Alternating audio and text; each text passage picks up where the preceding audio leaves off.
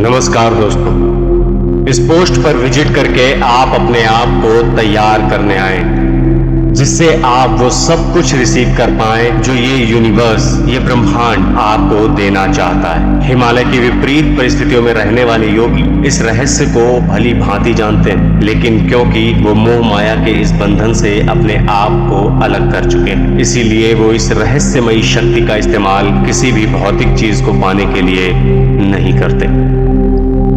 आज हम आपको बताने जा रहे हैं कि ये ब्रह्मांड काम कैसे करता है, कैसे डिवाइन शक्ति काम करती है, कैसे यूनिवर्स की एनर्जी काम करती है जिससे बहुत से लोग अनजान। लॉ ऑफ अट्रैक्शन कैसे इन सब से जुड़कर काम करता है, ये आज हम गहराई से जानेंगे। लॉ ऑफ अट्रैक्शन या आकर्षण के नियम को लोग जैसा समझते हैं, जैसा मानते हैं, उससे भी बहुत आगे है। इसे आसानी से समझाने के लिए इस दुनिया में बहुत सारे तरीके समझाए गए हैं, क्योंकि जब कोई शक्ति बहुत ही रहस्यमयी होती, बहुत ही जादुई लगती, तो लोगों को उस पर विश्वास करना मुश्किल लगता है। लॉ ऑफ अट्रैक्शन के रहस्य में जब धर्म की बात आती है, जब ईश्वर की बात आती है, तो लोग इस पर संदेह करते हैं। ये रहस्य खुद को एक बहुत ही वैज्ञानिक तरीके से व्यक्त करता है।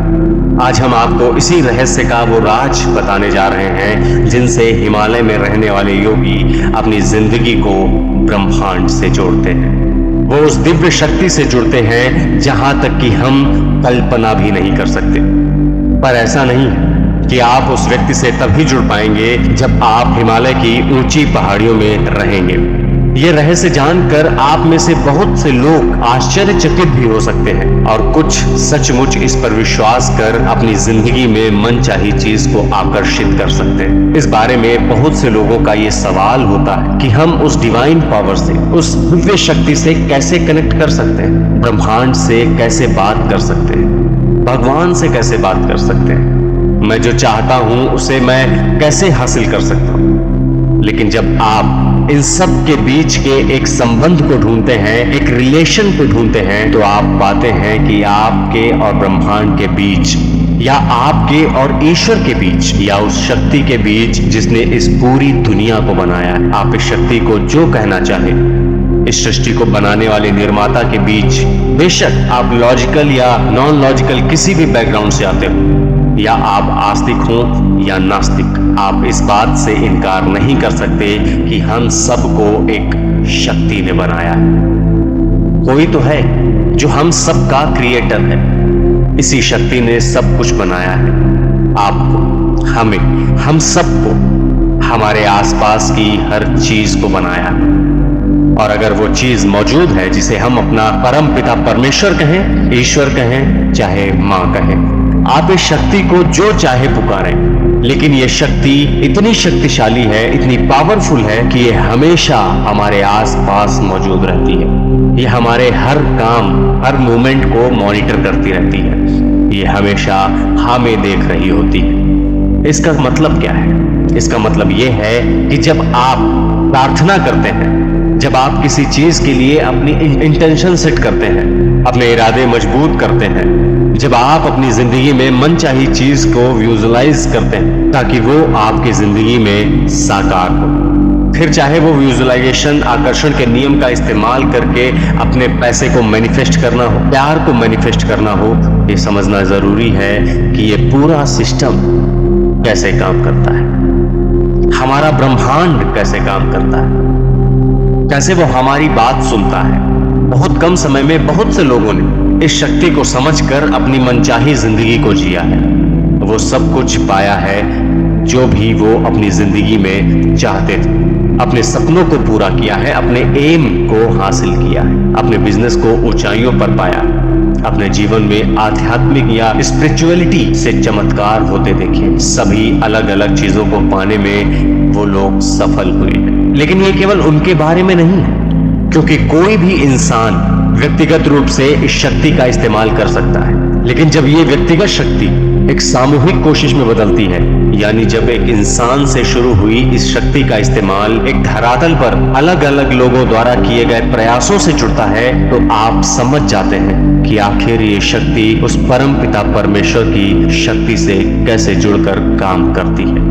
दोस्तों यहीं से हमारा कॉन्सेप्ट शुरू होता है। दोस्तों मैं जानता हूं कि बिना एग्जाम्पल के इसे समझाना मुश्किल है, इसीलिए चलिए एक एग्जाम्पल के जरिए आपको ये पूरा कॉन्सेप्ट समझाते हैं। दोस्तों सिंगर बनने का सपना देखने वाला हर गायक गाना गाने लगता है, लेकिन ये बात आप अच्छी तरह जानते हैं कि उनमें से विनर बस एक ही होता है। तो जो विनर यानी कि विजेता होता है, क्या बस उसी की आवाज सबसे अच्छी होती है? क्या बस उसी की कोशिश सबसे अच्छी होती है? क्या YouTube पर दिखाए जाने वाले लोग जो फेमस हैं, जिन्हें करोड़ों लोग फॉलो करते हैं, क्या वो सबसे बेस्ट हैं? क्या वो दुनिया के बेस्ट डांसर हैं? या क्या वो दुनिया के बेस्ट सिंगर हैं? वहां जो योगा ट्रेनर आपको दिखाया जा रहा है, क्या वही दुनिया की सबसे ज्यादा आसनों को जानने वाला योगा ट्रेनर? क्या एक वही है जिसे योगा के सभी चीजों की नॉलेज है? और कई बार इन सवालों का जवाब होता है नहीं। ऐसे कई अनगिनत लोग और भी हैं जिनके पास उनसे ज्यादा नॉलेज है, पावर है, टैलेंट है, लेकिन वो हिडन है, छुपा हुआ। तो आखिर ऐसा क्यों है? ईश्वर ने उन्हें क्यों नहीं चुना करोड़ों लोगों का प्यार पाने के लिए, बहुत फेमस होने के लिए?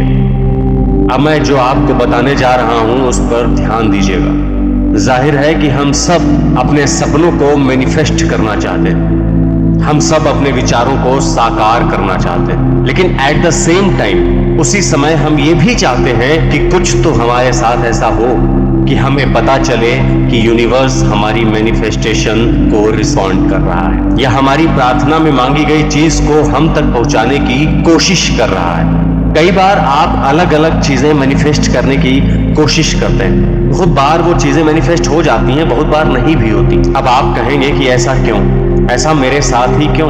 क्योंकि ऐसा होना स्वाभाविक है, क्योंकि ऐसा बस आपके साथ नहीं है, यहाँ कुछ और भी है जो इन सब चीजों पर राज करता है, जो मैनिफेस्टेशंस के पूरे प्रोसेस को कंट्रोल करता है। तो आप ऐसा नहीं सोच सकते कि ऐसा बस आपके साथ, हम सब एक हैं, ऐसा किसी के भी साथ होना नेचुरल है। और जब हम इसे और गहराई से समझते हैं तो हम ये जानने की दिशा में आगे बढ़ते हैं कि हम वो कैसे बन सकते हैं जिसे यूनिवर्स खुद चुने, यानी we are the chosen one. हम ये कैसे बने? How do we become those chosen ones, जिससे यूनिवर्स हमें रिस्पॉन्ड करे, हमारी मैनिफेस्टेशंस को एक्सेप्ट करे, उसे रियलिटी में बदल दे।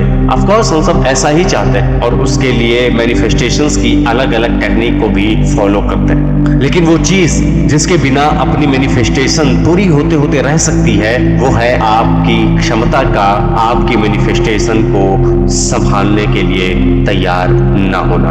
अगर आपकी पात्रता आपके सपनों को, आपके मैनिफेस्टेशन को संभालने के लिए तैयार ही नहीं होगी, तो वो चीज आपको कैसे मिलेगी? दोस्तों यूनिवर्स हमें वो सब कुछ देता है जो हम चाहते हैं, लेकिन इससे पहले वो करता है हमारा एक टेस्ट कि क्या आप उस चीज को संभाल पाएंगे जो आप उससे मांग रहे हैं। यानी अगर आप खुद को उस काबिल बना लें कि जो चीज आपने मांगी है आप उसे संभाल पाएं, आप उसके समक्ष हो जाएं, तो जब जब यूनिवर्स देखता है कि अच्छा मेरा बच्चा ये चीज कहता है और क्या बात है, वो इसके लिए पूरी तरह से कैपेबल है, सक्षम, योग्य है, तो आप उसकी रडार पर हैं और वो चीज किसी भी तरह यूनिवर्स आप तक पहुंचा कर रहेगा। जाहिर है जैसा कि मैंने आपको पहले ही बताया है कि यूनिवर्स हमारा टेस्ट लेगा, लेकिन उस टेस्ट को देने के लिए अब हम खुद को तैयार कैसे करें? इस टेस्ट की प्रिपरेशन स्कूल और कॉलेज में दिए जाने वाले टेस्ट की प्रिपरेशन से बिल्कुल अलग है। इसमें आपको पढ़ाई नहीं करनी, पर खुद को तैयार करना है और हमारे विचार, मस्तिष्क और वाइब्रेशंस और एनर्जी को इन तीनों चीजों से जोड़ना होगा। अब हम ये सारी चीजें अलाइन कैसे करते हैं, यानी कैसे हम इन सब को संतुलन में लाकर जोड़ते हैं? देखिए, आप अपने सपनों को विजुलाइज करते हैं, ग्रेटिट्यूड भी करते हैं, उन्हें फील करते हैं। एक तरह से आप अपने शरीर, मन, आत्मा और विचारों के साथ इनका सामंजस्य मिलाते हैं और आप नहीं जानते इन्हीं प्रैक्टिसेस के दौरान आप यूनिवर्स के टेस्ट में भी परफॉर्म करते हैं। यही आपकी तैयारी है।